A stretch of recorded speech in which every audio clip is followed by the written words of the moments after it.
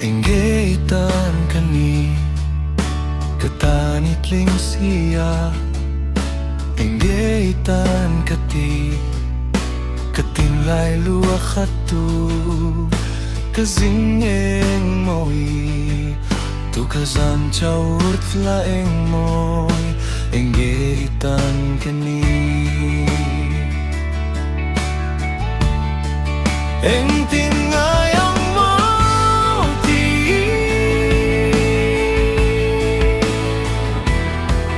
Aruk tin kabay tin che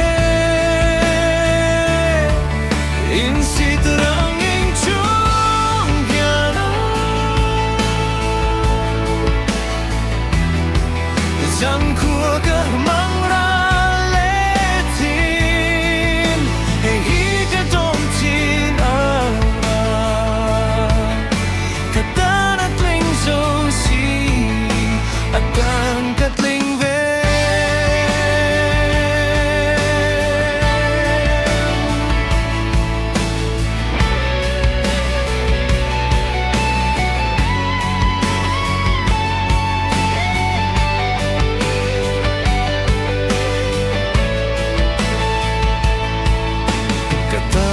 Kuano duan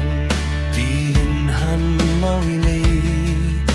Latana kuano duan Kanhuntaw chang sepihal Ngay loyan in zang huay Se au hring nung Katana kuano duan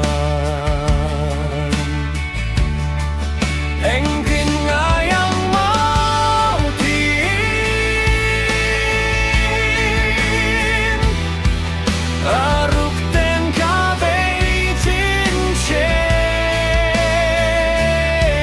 Insit reng-reng chung yanin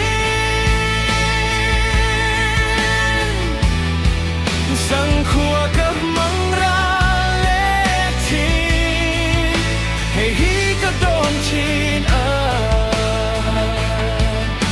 Ka tanat ling zo si Atan ka mau